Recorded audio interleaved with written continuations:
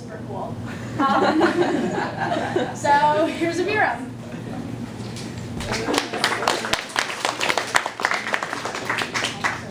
I'm also a third-time presenter, which means you should nail me if I say something wrong. Right. I think Abhiram knows what nailing something. I picked something really confusing so that no one didn't know. Alright, so this is my paper.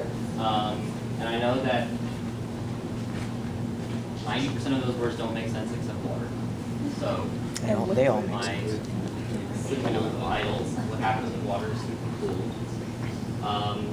And so, okay, so here's some terms you need to know before we get started. First one is called the ST2 model of water. Now you may not know this, but water actually exists in different forms. And those different forms indicate different behaviors. So ignore those two photos on the left and just concentrate on this one on the right. This is the ST2 model of water. And it's the model of water that you're used to, where the hydrogen atoms each have a positive charge, and each electron on the oxygen atom has a negative charge.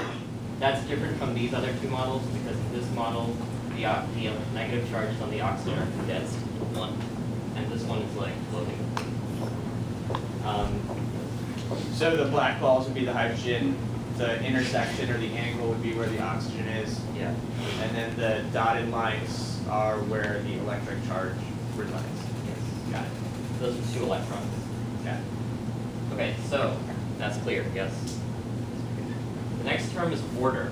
I can give you a very complex definition of order, but I'm going to give you the very dumbed down version of order. Think of your room. When your room is clean, it is very ordered. When your room is dirty, it is very disordered. That's what order is. Order is like how organized something is. A Monte Carlo simulation has to do with gambling. A Monte Carlo simulation is when you randomly choose things because you don't know what you're looking for. Like when you're looking through your sock drawer, you just keep picking out socks until you find the right color. That's what a Monte Carlo simulation does, because they don't know what they're looking for. And when something is metastable, it means it's existing, but it's not comfortable existing. I want everybody to make a fist and sit on it. Yeah, I'm okay with that. How comfortable are you? When you're sitting. That's what metastable means. You're sitting with the fist up. Okay, so what's the problem? The problem is that there are two models of water that are theorized when it freezes. And so the first model is that when water freezes, it actually splits into two different liquids. One is called LDL, and the other one is called HDL. Nothing to do with cholesterol. The LDL stands for low density liquid. The HDL stands for high density liquid. That's one theory. The second theory is that when water splits, it actually splits into one liquid and one crystal. That crystal is called icy ice. It's not the ice you're used to. It's ice that's sitting on a fist. It's ice that's existing, but it's not stable. That's icy ice. The ice you're used to is called 1H ice.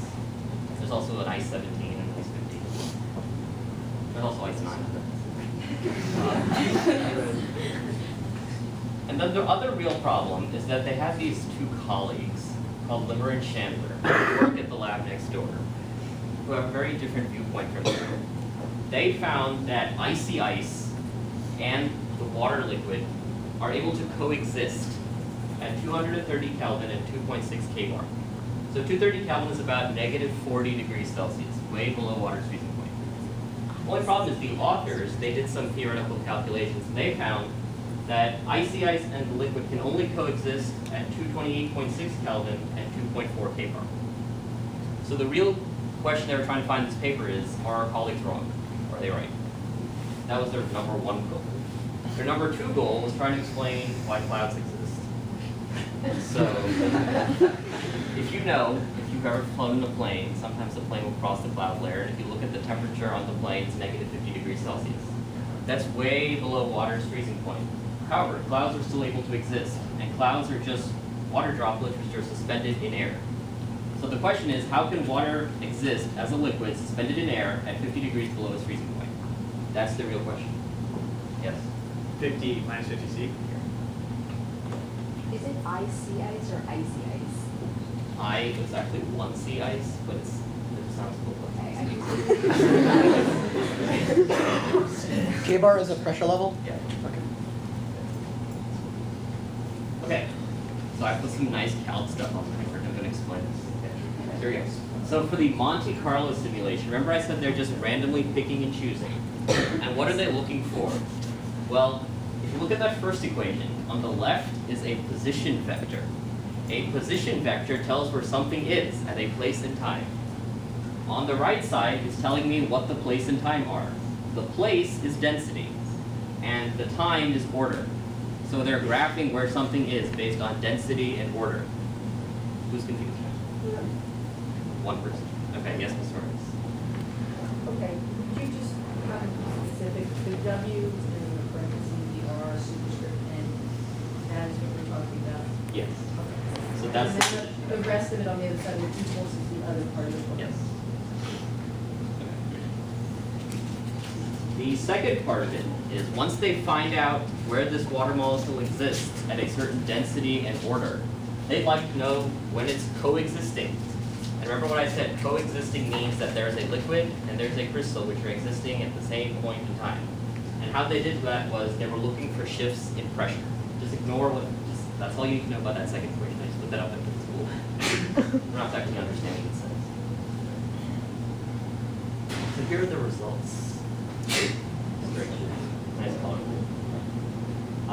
So what we're looking at here is what I said, they're graphing density by order. So on the left we have density. You know, density, something is more dense, something is less dense, it flows, it sinks. And on the right we have order.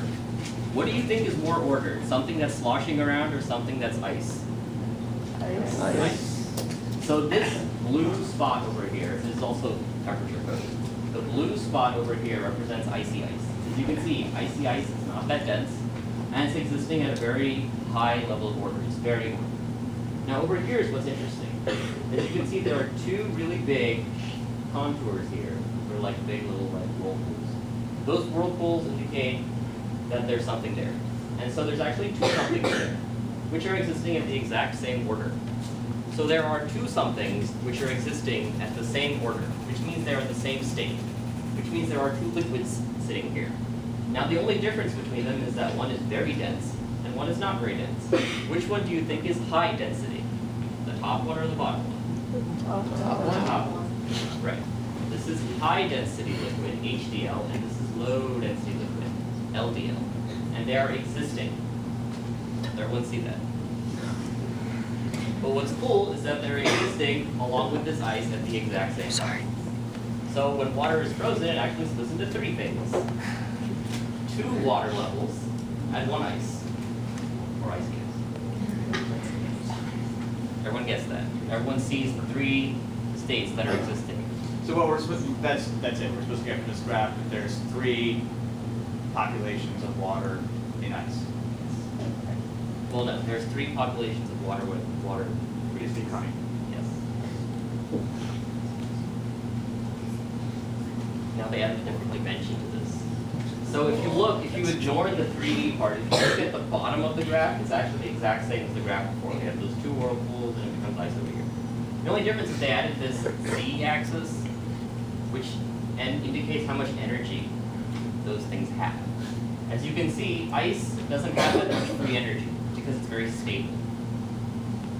Right? Because I said when the ice you're used to, doesn't want to change phases or anything like that, it's fine being where it is. But if you look, the HDL, which is over here, because remember we're looking at high density, same order, so it's up here, and the LDL, which is right here, they're existing at an energy level way above this ice, which means they're sitting with a fist under them. They're not happy sitting here. They have a lot of excess energy that they'd like to get rid of. And so that's what happens. They're existing at an energy state that's not favorable to them, they don't like it, and then eventually they turn into ice. So the takeaway from this graph is that, yes, water does split into 3 things, but 2 of those things don't like existing. Yes? How long do those 2 liquids actually stay liquids before they turn into ice?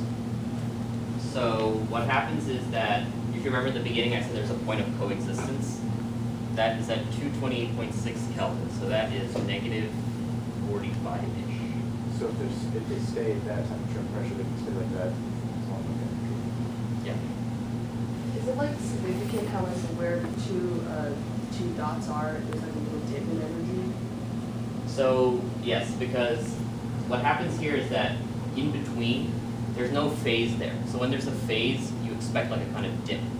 Because it's, if you know what an activation energy graph looks like, when it gets to a phase, it kind of dips. And then when it wants to turn into another phase, it picks up energy and then loses energy like this. So that's what's happening here. The HDL, then it picks up energy, it loses energy, it becomes LDL. LDL picks up energy, loses a lot of energy sometimes. This is a visual, okay, so I'll start with this one. This is what happened is they took a sample of 600 water molecules and they color coded it. So the blue stuff is HDL and the red stuff is LDL. Then they replicated the square multiple times so you can see what it looks like in aggregate. And you can see that it's actually forming layers. So the HDL and the LDL are actually sandwiched in between each other like this. The HDL top, the LDL, this actually should be like sideways. And this graph over here plots the energy barrier. So the energy barrier is the difference in energy between the HDL and the LDL. Because while they are both liquids, one of them has more energy than the other. And so what they did was, these numbers over here next to the points represent the number of water molecules. So with 192 water molecules, they realized that there's not that much of an energy barrier existing. So when they increase the amount of water molecules, they get larger and larger energy barriers. And they actually found that it creates a line. So they were able to conclude that when you increase the amount of water molecules, you increase the energy barrier in between the HDL and the LDL. Yeah. Like, can we see the energy barrier in the picture? Well, the barrier would be where, like, running along this border here. Like, you can't see energy. What does it do? What is the energy? Well, so it's like, if you look here, right, you can see that there's this kind of like, this hump here. The energy barrier is the hump, the size of the hump. Yeah. So you said they only looked at an maximum of 600 water molecules looking at those square, right? And how were they able to extrapolate that out to what the entire thing looked like? Well, what they did was they took like a sample here and then they just, because like they didn't have like a big field. They were looking at like a very small, because 600 water molecules is small. And so they just had, this is like a theorized model of what it looks like. So, and it collaborates with what this data shows. Now, this other data shows, if you look, the numbers actually go backwards down this way. And that's because the y-axis changed. The y-axis is now ordered. When you have more things which are closer together, do you think they're more ordered or disordered? Disordered. Right? You have a lot more things which are moving around, as opposed to like fewer things which are still moving around, but they're not bumping into each other as much. So you can see that when they increased the amount of water molecules, the order went down, and it's actually aligned. So eventually, if they had enough water molecules, they get zero order.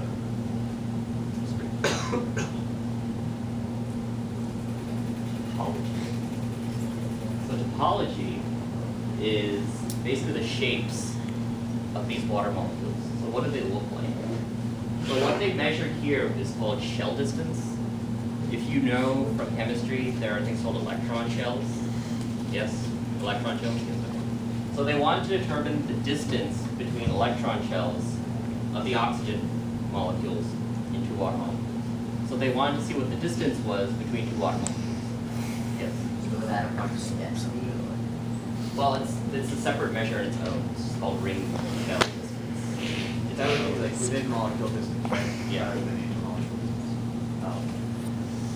So they had, so you can see there are three contours again, 1, 2, and a big one over here. And what's really interesting is that this time, HDL is on the bottom. Because think about it, if something is high density, those things are very, very, very, very close together. And so the ring shell distance is not that much. So you can see that ring shell distance is very, very low. But what happens is that HDL starts getting turned into LDL. And low density liquid spreads out more. And so the distance between the shells is a lot more. But then what's really interesting is that when LDL continues, as the temperature keeps dropping, you can see that ice actually gets farther and farther and farther and farther apart. That explains why ice floats in water, because ice is less dense than water. What's happening in ice is that the water molecules are getting farther and farther and farther and farther and farther. Here's a little graph that shows where HDL, the LDL are getting farther and farther and farther and farther. Yeah. How does HDL change into LDL and LDL dies? Like how exactly does that happen? So when the temperature drops, there's energy getting sucked out of it, and so HDL is not able to maintain that closed compact. So what actually happens is the HDL spreads out, and then it spreads out even more between the ice. Yeah. See it on this graph. Okay, so the x-axis is order. Like I said again, HDL and LDL, they're at the same order. So they're both the same organisms. Now the y-axis, we have that ring shell distance, the distance between the water molecules.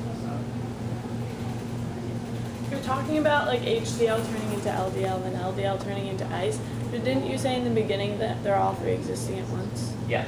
So this is happening not when they're coexisting. This is happening as it's like a process. All three of them coexist. But what happens is the temperature keeps dropping, the HDL gets turned into LDL. The LDL gets turned into ice. You're talking about Icy ice. you're talking about the force with which ice expands. Right. Not force, it's just the fact that ice Well, expands. because of the energy release. That's not energy. If as you go from LDL to ice, you'd be releasing a great amount of energy, right? Right. So Okay, they're getting more order. Yeah. right. So you would have to overcome that energy in order to keep ice dense. Yes. Yeah. So you said earlier that icy is not the same as the ice we used to. So why did it form? So the different kinds of, it's like the amount of energy it has.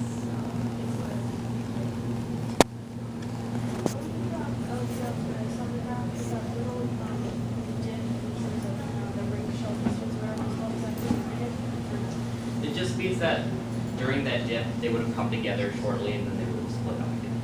That's kind of like an anomaly. They don't know why that happens.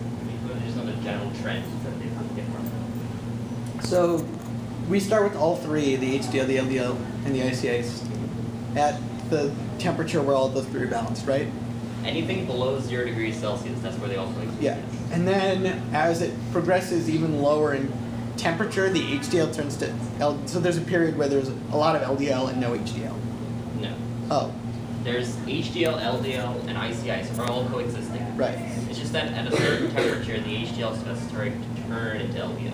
Right. Eventually. So then eventually there's a point where there's no HDL. Yeah. That's what we're saying. Yeah. Keep going. So, more complicated. So they wanted to determine, we were talking about energy difference. What is the energy difference between icy ice and liquid? And in this case, liquid is HDL. So they wanted like the upper extreme, the lower extreme.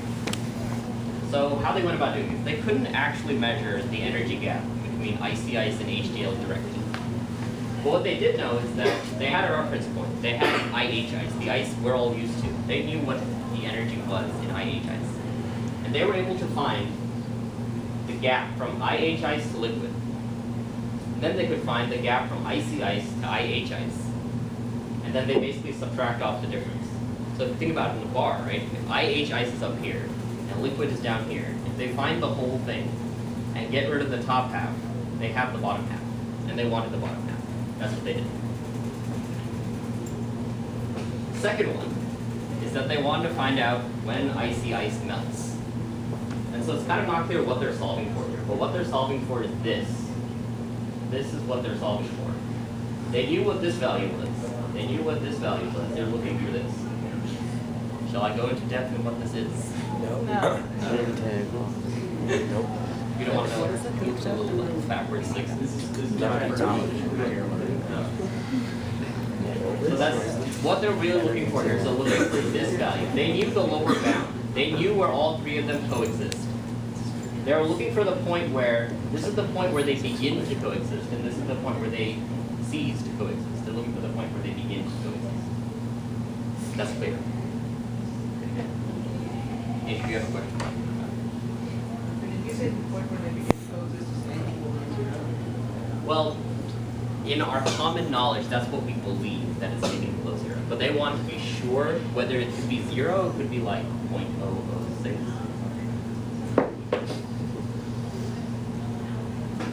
So these were not their results. These were their people they don't like's results.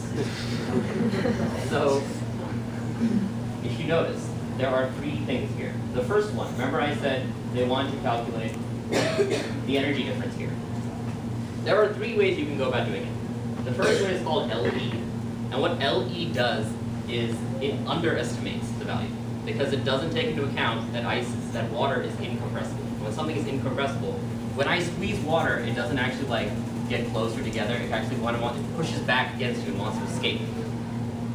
When something is incompressible, that's what it does. Like when you put water in a bag and you squeeze the bag, the water shoots out of the bag. It doesn't like mold itself into a plate. So that underestimates the energy gap. The next one, EEOS, takes that into account. But it assumes that water is perfect. It's always perfect, it's supreme, it's amazing. And so it overestimates the value. It assumes ice is too good for itself. It thinks it can always achieve perfect. But that's not true either. So what we're really looking for is we're looking for something that's going to lie above this number, and something that's going to lie below this number. If you look, these are both negatives, so that means this is the smaller of the two. So we're looking for something in this range. Now here's the problem. Your colleagues found a number that lies way outside this range, which doesn't make any sense. You cannot be better than ideal. You just can't. I'm sorry, I can't. So this raises a little bit of red flags for our researchers. So here's the issue. Now this is our researchers. They also have a lower bound, an upper bound, and something that falls within the upper bound and lower bound. Something that makes sense. Something that was not, I don't know what the other researchers did, they obviously were dreaming. So this, as you can see, falls within that range, and it makes sense. We understand why it makes sense. Yeah. Good. Yes. There's another very fancy graph. They actually took water, and they wanted to see what the melting point / freezing point is. As you know, those are both the same thing. So as you can see, they got 4 different values for the melting point and freezing point experimentally. The things that are going up, these 2 things that are going up sloping, they're getting more order. Do you think they are freezing or melting? Freezing. So the HD, well, you don't know what it is, but the liquid that was freezing, it froze at 2 temperatures. Something froze at 265, and something froze at 270. And the 2 things that melted, something melted at 275 and something melted at 280. So you can see, water doesn't actually melt at 273.15. It actually melts at like a variety of temperatures, depending on where you are. We can get more specific. So once again, you see this is their theoretical calculations of what the melting point of water is. They couldn't actually physically do it. The one before, they measured it, but they got like a wide spread. This is what the melting point of water should be. This LE, this is the underestimate, fails to take into account something. You get a value that's too low. This is the EEOS, it's the overestimate, it's ideal. You get an upper bound. And look, our researchers' values fall right in between this upper bound and the lower bound. They make sense. Here are our competitors we don't like. They don't come anywhere close to 260. They're way off. They don't make sense. As you can see, they found that water actually melts from somewhere between 272 and 275. That's the true melting point of water. 273, don't tell Dr. Carter. It's actually 272, 275. Do that in centigrade real quick. What? Do it in centigrade real quick. No, in centigrade. It's -1 plus 2. Which doesn't seem like a lot, but it's kind of significant. It's like when you're making ice in your fridge and you realize that's not actually making ice. It's spilling out 2 liquids.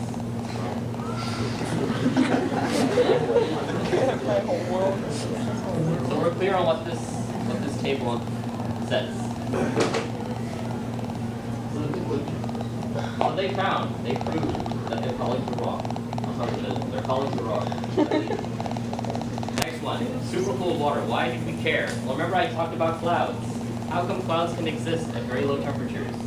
Remember I said that there's a point of coexistence. Anything within that range, 228.6 to 273, that's that coexistence point. So that's why we see clouds existing at very low temperatures. There are HDLs and LDLs up there in the atmosphere, which are suspended as water droplets. That's why clouds, cirrus clouds, are able to exist. Specifically cirrus clouds is the highest cloud. And it also talks about climate change. With the Earth's becoming warmer and some places becoming colder, might expect a change in the rain patterns. If it becomes colder than 228.6, we don't get clouds, we don't get rain. People there starve. That's a problem. And so and then the third thing is they want to test different water models. Other water models produce different results because there are different kinds of water.